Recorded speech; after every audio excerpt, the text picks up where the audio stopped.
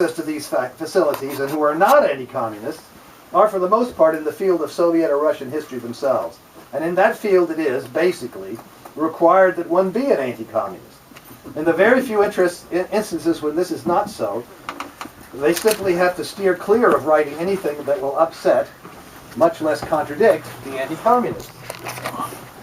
I have been told by two separate and fine researchers in Soviet history, researchers who are not on the left, but who strive to be objective, that no book that is not hostile to Stalin can be published by an academic publisher.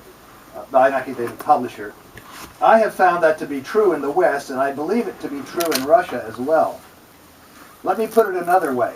If you were in the field of Soviet history, if you taught Soviet history in a history department, you could not do the research that I do. If you did, you could not be published in the standard journals or by mainstream academic publishers, and you soon would not be in the field of Soviet history anymore because you wouldn't have a job. This is why my position is almost unique. I teach in an English department. My academic livelihood does not depend in any way on my research into Soviet history. This is what I have to offer. And a lot of people around the world think it's important, not just people on the left, such as you all are. The anti-communists also think it's important, and they don't want it to happen. This research is the reason I was attacked by David Horowitz in 2005 and 2006. Why the chief conservative columnist for the largest newspaper in the state of New Jersey, the Star-Ledger, devoted 2 of his columns in 2005 to attacking me. A lot of people on the right do not want the truth about the history of the communist movement in the Soviet Union during the Stalin years to come to light. They want to continue to demonize it, to compare it to Hitler and fascism, to falsify and lie about it. And that's what they do. Not only passively through their point of view or bias, but actively by deliberately falsifying the evidence, sources, and history. So what I have to offer is the corrective to all of this. And that is what I want to talk to you about today in the time we have left.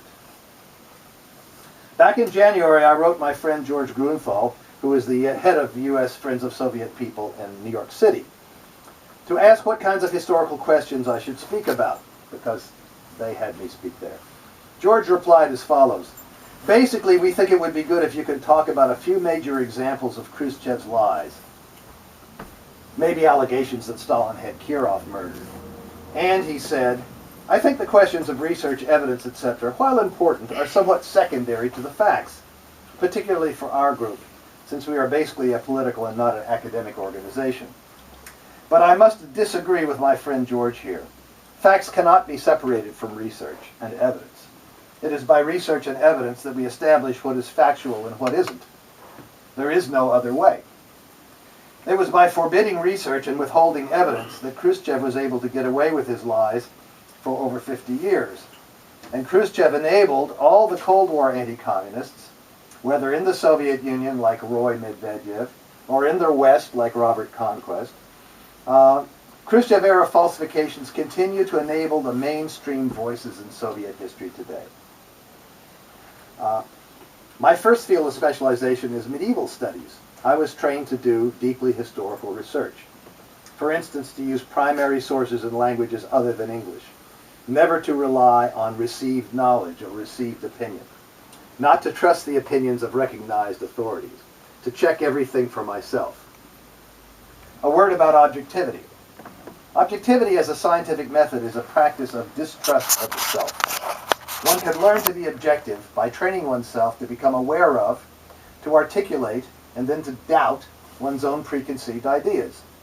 One must automatically be suspicious of evidence that tends to confirm one's own preconceived ideas, prejudices, and preferences.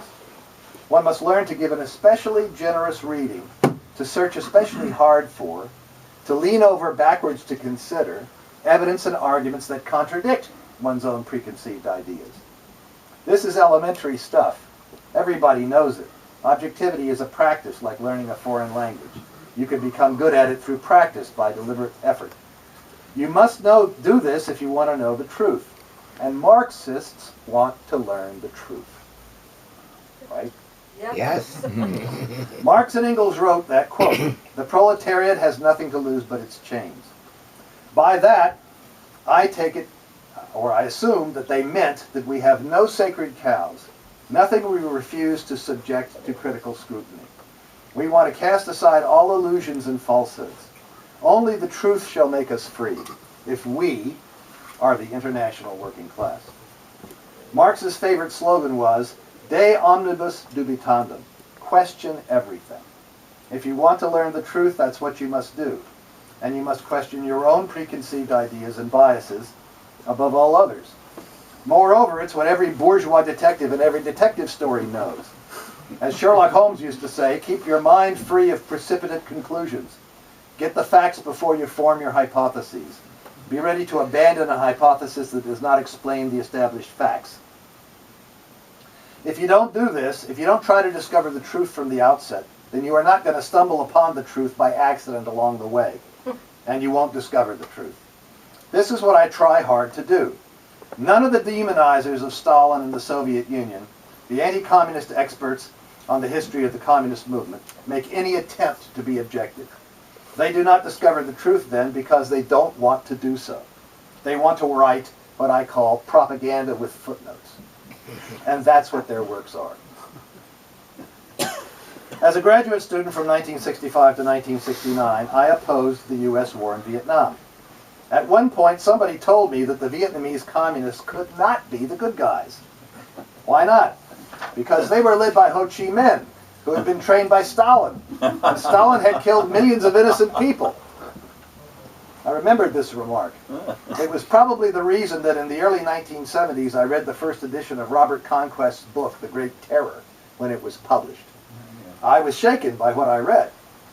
I should add that I could read the Russian language since I had already been studying Russian literature since high school. So I studied Conquest's book very carefully. Apparently no one else had ever done this. I discovered that Conquest had no source criticism at all. His footnotes did not support his anti-Stalin and anti-communist conclusions. Basically, he used any source that was hostile to Stalin, regardless of whether it was reliable or not. Eventually, I decided to write something about the so-called terror. It took a long time, but in 1988, I finally published an article on the Tukhachevsky affair. During this time, I studied the research being done by the new school of historians on the Soviet Union that included Arch Getty, who's here at UCLA, Robert Thurston, Roberta Manning, and many others. The school of which I spoke arose as the antithesis to Conquest in the totalitarian conception of Sovietology of the Cold War period.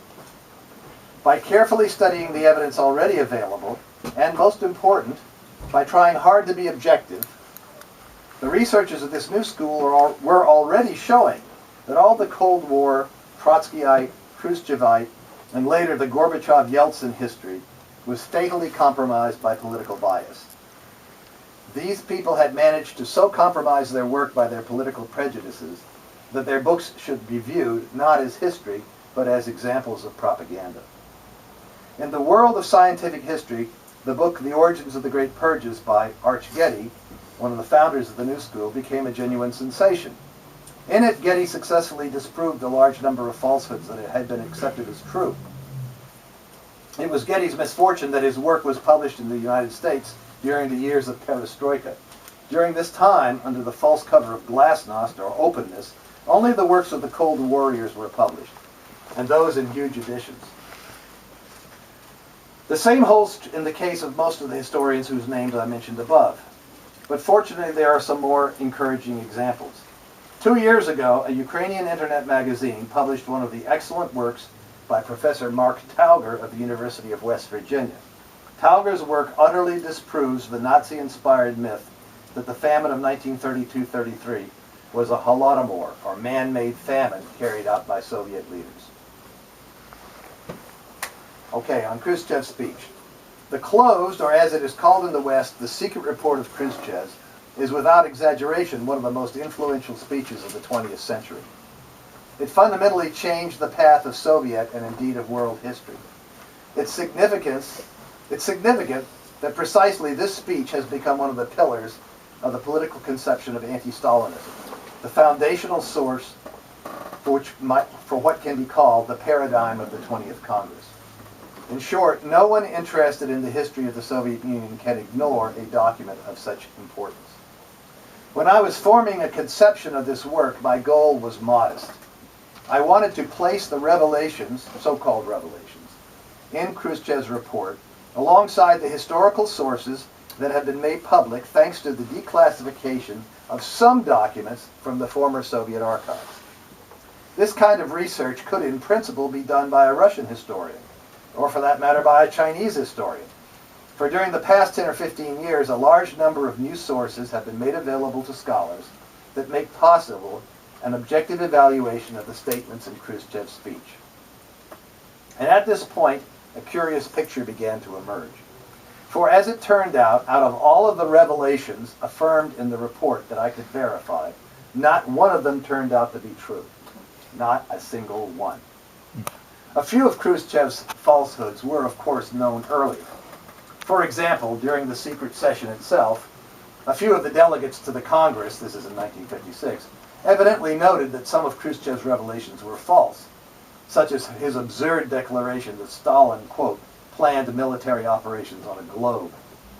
But that the entire speech was made up of revelations like this one, that was astonishing. I would like to emphasize that I am not defending Stalin or anyone else. As a researcher and a scholar, I deal with facts and evidence. I agree with Russian historian Yuri Zhukov. Okay.